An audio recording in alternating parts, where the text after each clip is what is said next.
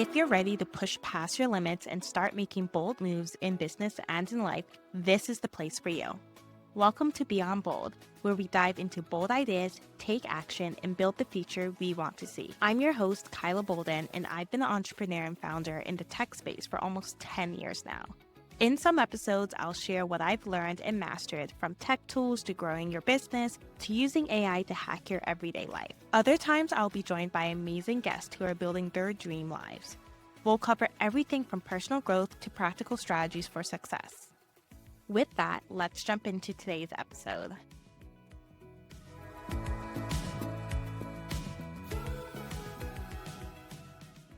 Hi, everyone. Welcome back to the Beyond Bold podcast. It is your host, Kyla Bolden, and I am super excited, as always, to speak with you guys this week. So today we are diving into something that has been an absolute game changer for my career and honestly my life in general, and that is creating an alter ego.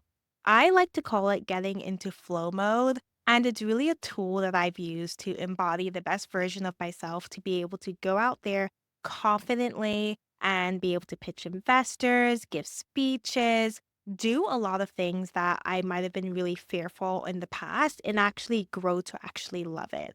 I think many of the beautiful, wonderful moments in life often come after conquering a fear or doing something challenging.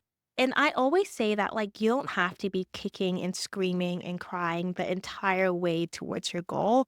The goal is to actually enjoy it and learn from it and grow from it. And honestly, getting into flow mode or creating an alter ego has been something that has helped me tremendously. So before I get into talking about how to get in flow mode and pick your alter ego and build it, I want to talk about why I decided this topic for this week.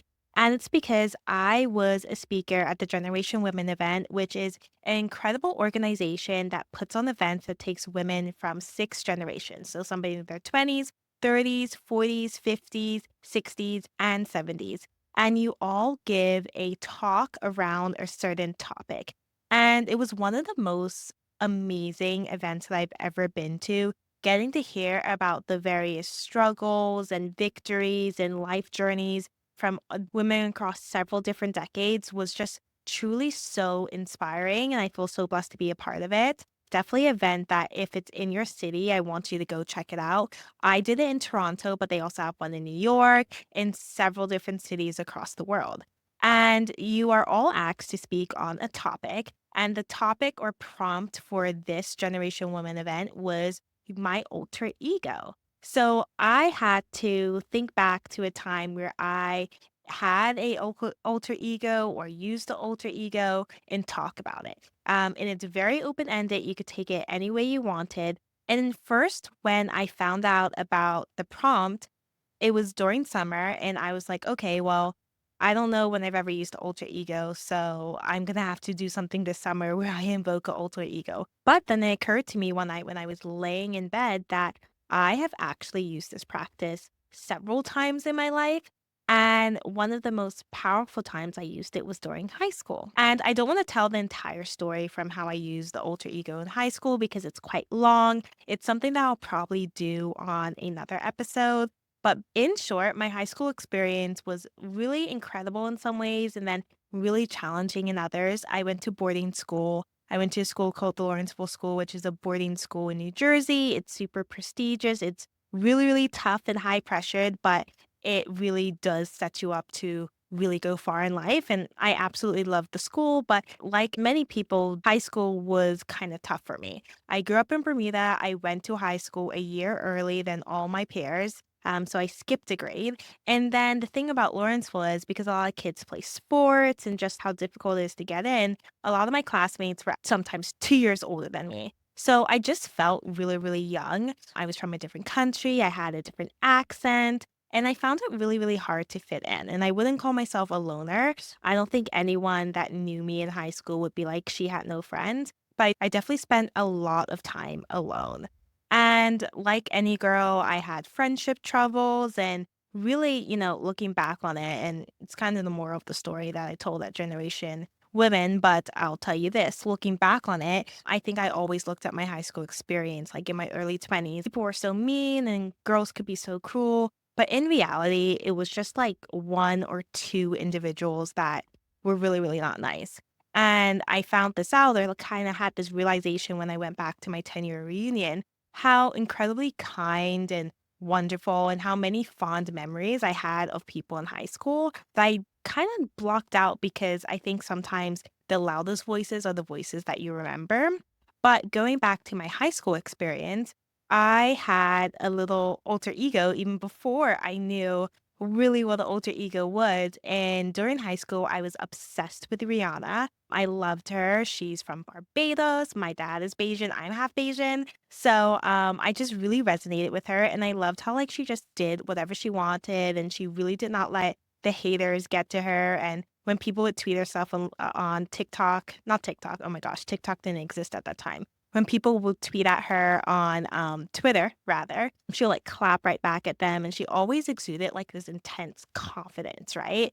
And I remember her saying something like she was bullied in school and used to say that, oh, they might be able to beat me, but they can't beat my outfit. And she just was just so iconic. And I really loved the confidence that she exuded.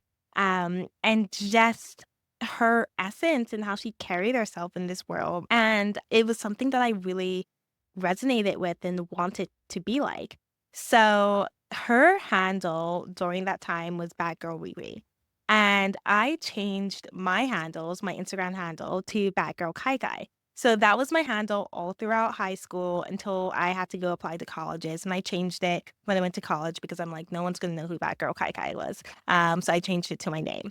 But that was my handle, and I really tried to, in a lot of ways, exude that confidence that Rihanna had. I remember, like, she would do, like, cool photo shoots on Instagram, and she, like, had some photo booth pictures, in the Mac photo booth, and, like, I would try to, like, retake them, and then when it came to me feeling kind of more like a loner in school or, like, not always fitting in or being alone a lot, one of the things that I try to invoke, which is from my like alter ego bad girl Kai Kai, is like always having somewhere to be. So if I wasn't like invited to get ready for a school dance, I was going to, go out that day, go to the mall, get my makeup done by the guy at the MAC counter who would always do my makeup for free, as long as I bought two lipsticks, which in hindsight, that was not such a great deal. But I would, like, make sure that I had plans. So it wasn't like, "Oh, like, she didn't get invited." It was like, "Oh, Kyla's at the mall." And if I didn't feel like I, didn't wanna sit and eat alone at lunch, and which I did a lot, and I actually didn't feel self-conscious about it until someone brought up to me, like, "You always eat alone." And I didn't think it was weird at all until someone brought it to my attention. But anyway, if I didn't feel like eating alone at lunch, I would go across the street and have bagels. Like, I did things to always seem busy and just always just, like, exude such a confident person even when I didn't feel like it. And I think I had no idea that this was me creating an alter ego, but in a lot of ways it was. And it really helped me as I stepped into university actually, because I remember in university I didn't get invited to like some party. It wasn't a reason. I think it was just like a mistake. And it was at the Africana house and I didn't get invited. And I was kind of upset about it. And I remember one of my guy friends telling me, like, I think you are just upset because, like, in high school, you were like super popular and you had so many friends. And this is like the first time you're not getting invited to something. And I was like, that couldn't be further from the truth.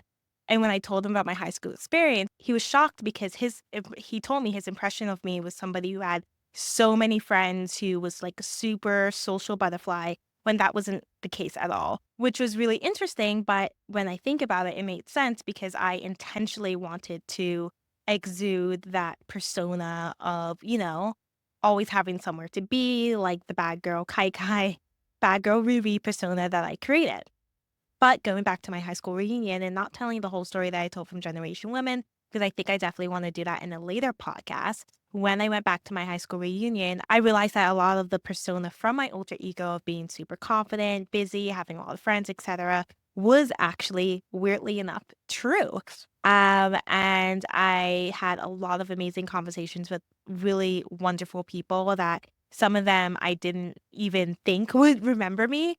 And it's really interesting how when you have an alter ego, you ultimately become that person. And that was really the model of the story that I told at Generation Women. And like I said, I definitely want to do a whole podcast where I give like this whole story of me over 10 years and what I've learned and et cetera, which is exactly the story I told at Generation Women.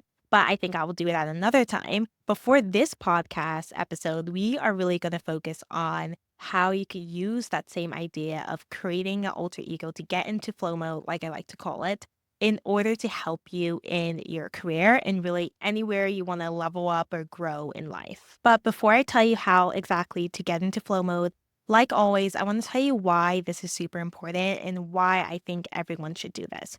So, getting into flow mode by creating alter ego, it's really not pretending to be somebody that is not you. It's really creating a persona, a version of yourself that's going to help you become your ultimate version of yourself. And I really find that acting sometimes is the best way to actually get there. And there's so many studies about this, but when you create an identity of the person you want to be and you try to tap into that identity, more than likely you would eventually become that person if you do it for long enough. It also does things like boost your confidence, helps you overcome limiting beliefs a lot quicker because rather than always trying to work through your limiting beliefs and dissect them, you literally just jump into the version of yourself that doesn't have those limiting beliefs. And if you do that long enough, you won't have them. And then the other thing I think it does really well is it helps with your leadership presence, your boss presence a lot. And I think you could really tap into this whenever you're doing something hard, but especially when you're on sales calls, when you are giving presentations. It's really something that's going to make it a lot easier to get into that state where you perform your best. It's all about performance. And as you guys also know, I was an athlete, and a lot of really successful athletes do this where they become a heightened version of themselves when they are performing. So you see this with tennis players, you definitely see this with wrestlers and like those contact sports.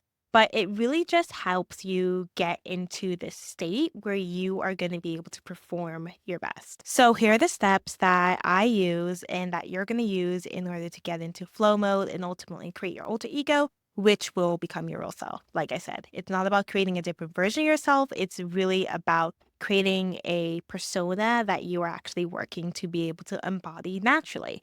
So the first step is identifying the situation that you want to conquer, pinpointing the situation where you really, really want to level up in.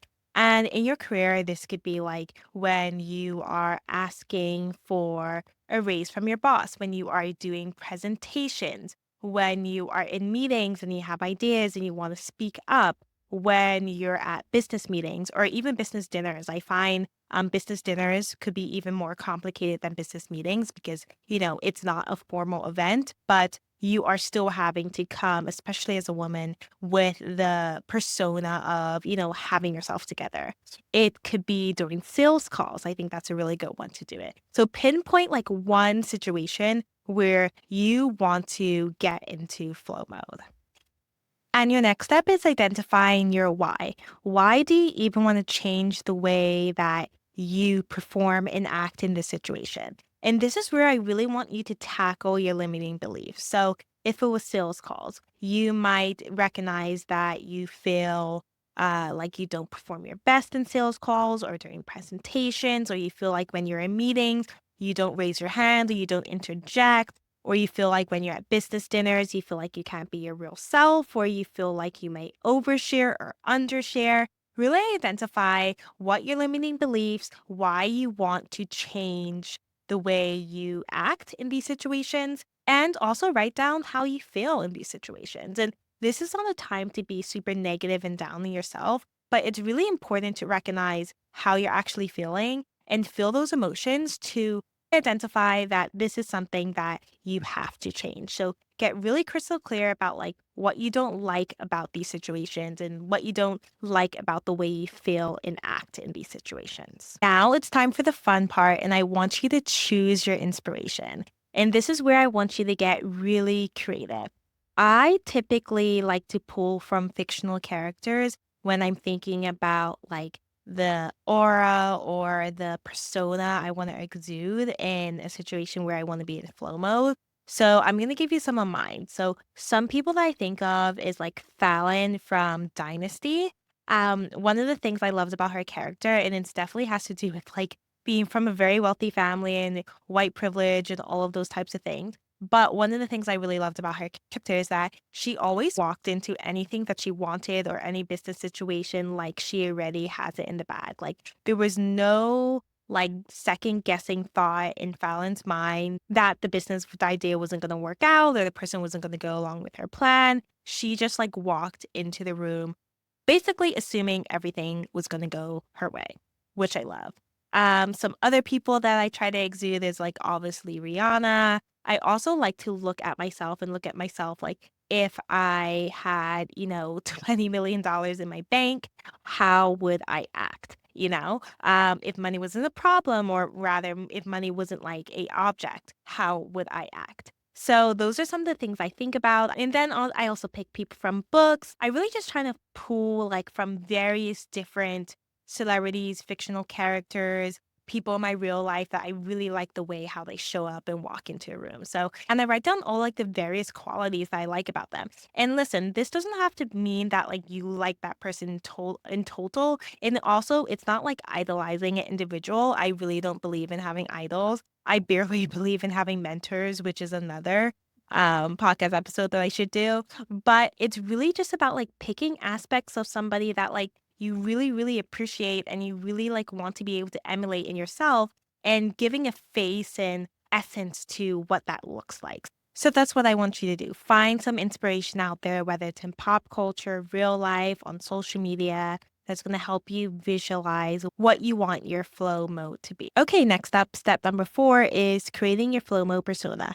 This is really obviously the most important part because this is really where you create your alter ego, your flow mode persona. So, what I want you to do is first start specific. You're going to first look at that situation, the situation that you're targeting, whether it's you in the boardroom, giving presentations, you at business dinners, business meetings, giving ideas at work, asking for a raise. Identify that situation. And then I want you to sit down for like 30 to, let's say, 15 to 30 minutes and write down how your flow mode persona will ideally act in that situation. So I want you to get really, really clear. How do you feel when you're in flow mode? What are the things you say? How is your posture? Are you confident walking into a room? What are the thoughts you're thinking about when you're walking into the room? All of this, like what is your perception of how people view you? How do people view you? How do you view others in the room? Get really, really, really specific. And just to give you some things to think about, and I'm going to read off my notes here, I want you to think of the skills, like what is your flow mode persona amazing at? Boundaries, how do they set and maintain boundaries when you're in that specific space? So, what I mean by boundaries is sometimes in the workspace, you, especially as a young woman, you probably get sometimes questions you feel uncomfortable, or sometimes things come up in meetings in which you would prefer not to talk about. So for me, one thing that comes up is my age. Sometimes people ask me straight out, like, how old are you? Like, are you 21? No, I'm 28. I literally just got asked recently, like, are you in high school? And like a boundary of mine will be able to answer that confidently and not feel like I have to go deep into like why I'm at this position in my life at this age, right? So that's a boundary of mine. Or a boundary of mine at like work dinners is I don't really get too deep into my personal life, right? Like, so that's a boundary of, well, it's become a boundary of mine, but at first it was a boundary of my flow mode persona. I want you to talk about confidence. So first you have skills, boundaries, confidence. How do they see themselves? How does your flow mode persona view themselves? What is their internal dialogue? What are they constantly telling themselves? Are they constantly telling themselves, or rather walking to a meeting and being like, hey, this is an amazing idea. Everyone's going to love it. Or are they walking into the meeting being like, I don't know if everyone's going to love my idea. They're probably walking to the meeting thinking, like I said, like Fallon Carrington does, I think her last name's Carrington. I don't know, the girl from Dynasty. Like how she does walk into a meeting thinking, oh, this is an amazing idea. Everyone's going to love it, right? So, what is their internal dialogue? How do they behave? And I want you to really get physical. How do they walk? What do they wear? How do they act? Do they move their hands when they talk? Do they stand with their hands on their hips? get really, really clear about how they behave. How do they talk? Do they talk in a deeper voice, a more excitable voice, etc.?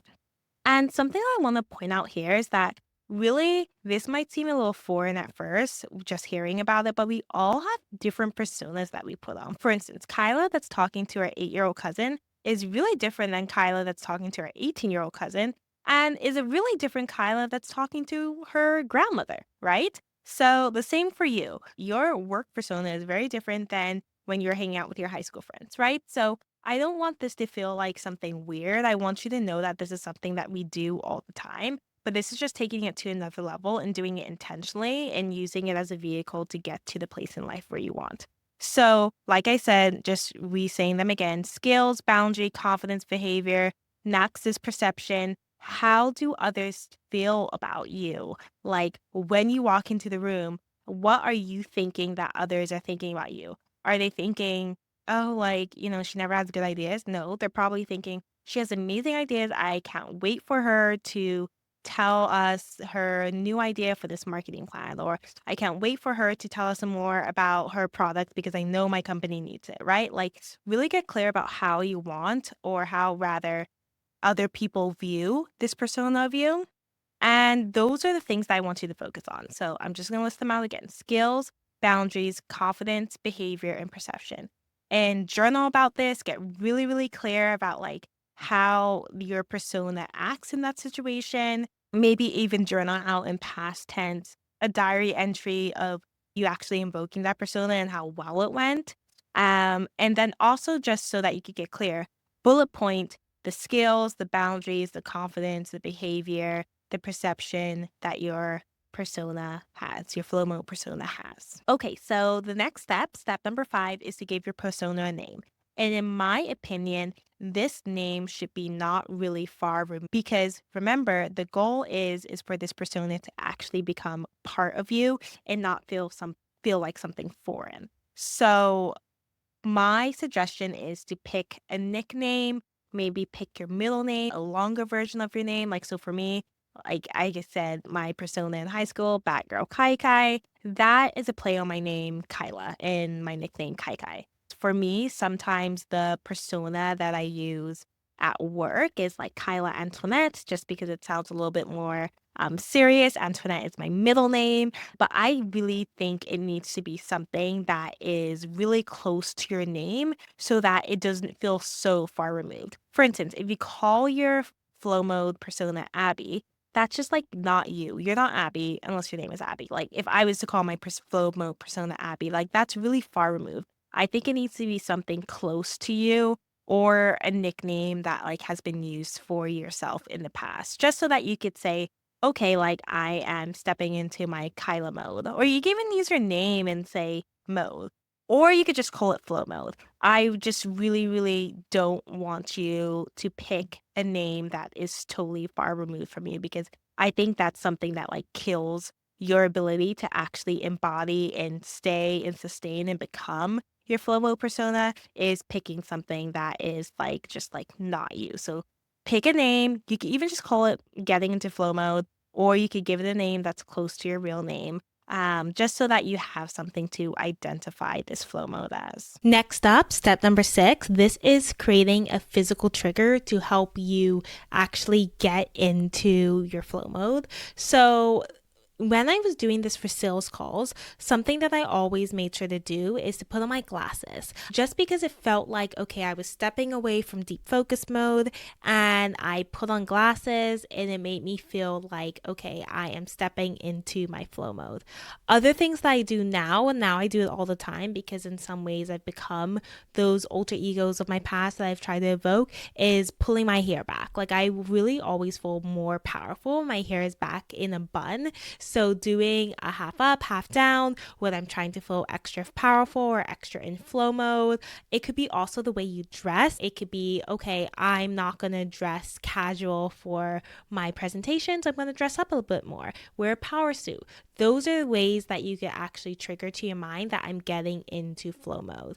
Athletes do this when they go up to the line to run a race in track, or when they go to serve in tennis when they're doing their serve. Sometimes they have these little rituals. It just helps them get into flow mode. So having a physical trigger is really helpful. Sometimes it might be something small, like if you have a watch, just like rubbing your watch a few times. It's going to sound superstitious, but you need some type of physical thing that you could do. It could be putting your hands on your hips.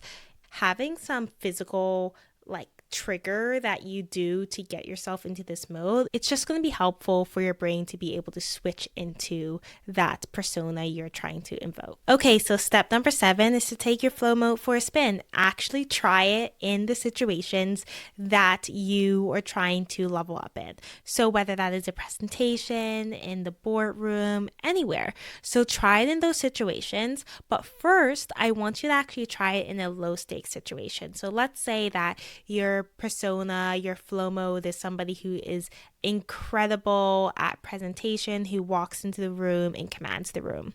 Try to walk into your local coffee shop and command the coffee shop and speak to the barista in a certain way that invokes confidence and that you're sure of yourself. And when they try to get you to go for a bigger size or pay extra for steamed almond milk, you tell them, no, I want the small size, and you could just put the almond milk cold in my drink. I'm not paying that extra $1. So whatever you need to do, try to invoke that persona in low stakes situations as well as in the high stakes situations, which is wherever in your career you are trying to level up. And then I want you to just continue to do it. This is where you actually become that flow mode persona and it becomes a part of you. The more you do it, the more it becomes you. And like I said, you are going to do it in every meeting you walk into, every presentation, wherever you wanted to level up, but you're also going to try to do it as much as possible in low stakes situations so it becomes easier. So many confidence coaches and therapists have said that it's really important to act the way you want to do when the stakes are low so that you could do it when the stakes are high. This is why it's really important to like speak up at restaurants when they might get your order wrong, or speak up for yourself at the airport, or in situations that are a little bit low stakes, because when it becomes dire, when it becomes something that's really important to you, if you haven't practiced speaking up for yourself or acting in your flow mode, acting how you would ideally act, it's going to really be hard for you when the pressure's on. So I want you to do it as much as possible. So just to go over the key steps of how to create your flow mode persona, the first one is to identify the situation you want to conquer, the situation where you want to invoke your new persona in, recognize your limiting beliefs and recognize why you want to change the situation and change the way you act in the situation. You want to choose your inspiration. So this is where I want you to go to fictional characters or celebrities or people in your life that you really do love the way they act in certain situations, and really brainstorm and write down what you like about them. And like I said, this is not somebody who you idolize. This is not really like you're picking somebody that you like really love every aspect of your life. No, I'm saying just like pinpoint the specific ways they act in situations or the ways you think they'll act in those situations, and really try to get crystal clear on why you want to invoke that same type of energy.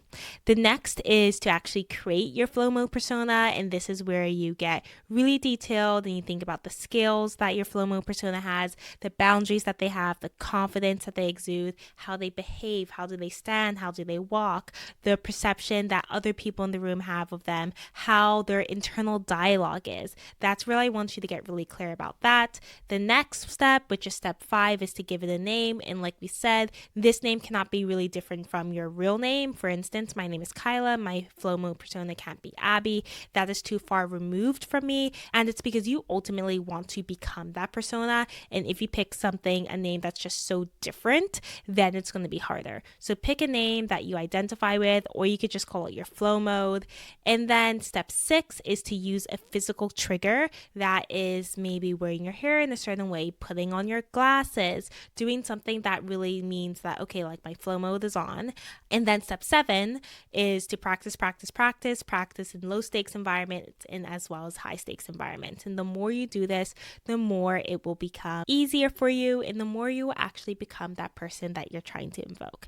But the last step is step number 8. And this is more so like a bonus step. I wouldn't even call this step number 8. I would say bonus step. The bonus step is to try to surround yourself with people that already have those qualities that you are trying to exude, and do this physically. So try to hang out with your friends that are more confident or like don't have this fear of public speaking or who always speak up for themselves. Try to surround yourself with those types of people. And then the other part of it is for your social media, because I know everyone uses social media so much. Whoever you're following on social media should exude that energy as well too, because they're kind of like your friends in a way. Like the people that you see online all the time, they are kind of weirdly enough a big part of your life if you watch them enough. So try to surround yourself with people that you want to emulate, that like you admire in that way. And then the second part is make sure your social media is reflecting the person that you want to be. So that is the episode, guys. I hope you found that helpful. Thank you so much for listening. Please take some time, take like an hour and a half out to write down, to get crystal clear on what your flow moon persona is. I promise you it will be that thing that helps you level up in your career and in your life in general quicker than you would even dream. And eventually, once you have this persona and you practice it enough, you will become that person. There has been so many studies on how the best way to change your life is to change your identity, like to identify with the habits, with the behaviors that you are trying to exude. So this is a really foolproof way in order to get there and get there quicker. And something that I've always believed is like the way you think about yourself, your internal monologue is actually the way the world views you and you walk through the world. So like if you're thinking, I'm a loser, other people will think that way of you. If you're thinking, I'm horrible at public speaking, other people will think that way of you. And it's even like biblical. I think there's somewhere in the Bible that says like, as a man thinketh, so is he. So having a flow moon persona really just helps you be able to change those negative internal dialogues that's in your mind and get you to the place where you are thinking highly of yourself inside your mind. And then other people will start feeling that way towards you too. So definitely do it. Try it out. Tell me how it goes. And please make sure to subscribe to this podcast. If you're watching it on YouTube, subscribe. Make sure to download the podcast on whatever platform you're listening on. It really helps when you download it. Send it to 5 different people that you think need to have a flow mode persona. Maybe get together with your friends and write out like what your flow mode personas are and hold each other accountable to it. And then if you are listening to this podcast on like Apple Podcasts or Spotify, please make sure to give it 5 stars and tell me what other things you want me to talk about. So thank you so much for listening. I hope you have an incredible rest of your day and see you next time. Bye.